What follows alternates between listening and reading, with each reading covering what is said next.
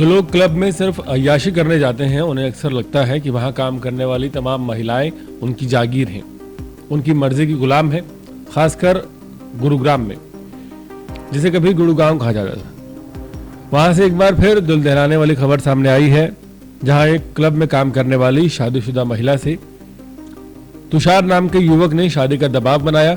महिला ने साफ मना कर दिया और ये कह दिया कि पहले से शादीशुदा है, और यही ना उस युवक को इतनी नागवार गुजरी कि उसने सरेआम महिला को गोली मार दी।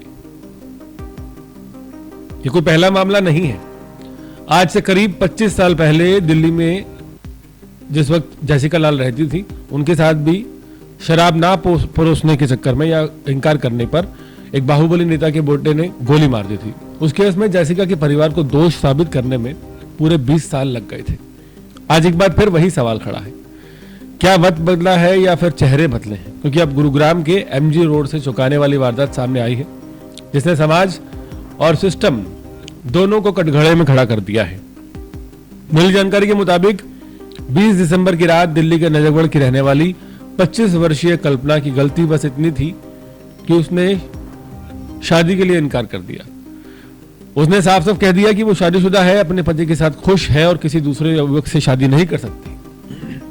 लेकिन उसकी यही ना एक सिरफिरे आशिक को इतनी चुभ गई कि उसने सरेआम गोली मार दी। यह वारदात गुरुग्राम के क्लब में हुई, जहां कल्पना रोज की तरह ड्यूटी पर थी। वो मेहनत करके अपने परिवार का सहारा बनना चाहती थी, लेकिन उसे क्या पता था कि उसकी ईमानदारी और साफ सोच ही उसके लिए एक दिन जानलेवा साबित होगी। आरोपी युवक तुषार दिल्ली के संगम विहार का रहने वाला है। उसकी कल्पना से पिछले कुछ महीने पहले ही जान पहचान हुई थी। धीरे धीरे दोस्ती हुई और दोस्ती को अब वो शादी में बदलना चाहता था। कल्पना ने कई बार समझाया कि वो पहले से शादीशुदा है, नजफगढ़ में अपने पति के साथ रहती है और ये रिश्ता संभव नहीं, लेकिन आरोपी इस बात को कतई मानने को तैयार नहीं था। पुलिस के मुताबिक आरोपी पहले भी कल्पना के घर नजफगढ़ में आकर हंगामा कर चुका था। उस समय भी बहुत प्रॉब्लम हुई थी और परिवार ने किसी तरह मामला संभाल लिया था। हैरानी इस बात की है कि जब 6 महीने से लगातार महिला शिकायत दे रही थी, उस वक्त दिल्ली पुलिस क्या कर रही थी? पुलिस की लापरवाही के चलते 20 दिसंबर को आरोपी अपने एक साथी के साथ, उसका नाम शुभम है, गुरुग्राम के उसी क्लब में पहुंचा जहां कल्पना ड्यूटी कर रही थी। वहां से शादी की बात छिड़ी गई। कल्पना ने एक बार फिर साफ शब्दों में इनकार कर दिया। बस इस इनकार ने आरोपी को हैवान बना दिया। आरोपी ने कल्पना पर गोली चला दी जो उसकी पेट में लगी। क्लब में अफरा तफरी मच गई। लहूलुहान हालत में कल्पना जमीन पर पड़ी थी। उसे अस्पताल ले जाया गया।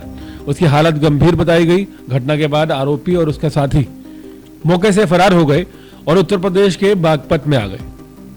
कल्पना के पति ने डीएलएफ थाने में एक शिकायत दर्ज कराई। इस मामले के दर्ज होते ही पुलिस और क्राइम ब्रांच हरकत में आई। टेक्निकल सर्वेलेंस, सीसीटीवी फुटेज के आधार और गुप्त सूचना के इनपुट्स पर दोनों आरोपियों तुषार और शुभम को गिरफ्तार कर लिया गया, और वो भी उत्तर प्रदेश के बागपत से।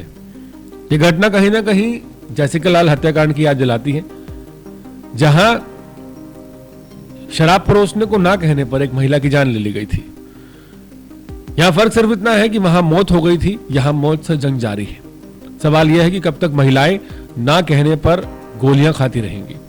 कल्पना आज अस्पताल के बिस्तर पर जिंदगी और मौत से लड़ रही है और समाज को एक बार फिर सोचने पर मजबूर कर रही है। वहीं पुलिस का कहना है कि आरोपियों के खिलाफ सख्त धाराओं में केस दर्ज कर लिया गया है और आगे की जांच जारी है। पूरे मामले ने एक बार फिर से हिलाकर रख दिया है और आज से ठीक 25 साल पहले हुए जैसिका लाल हत्याकांड की याद दिला दी है।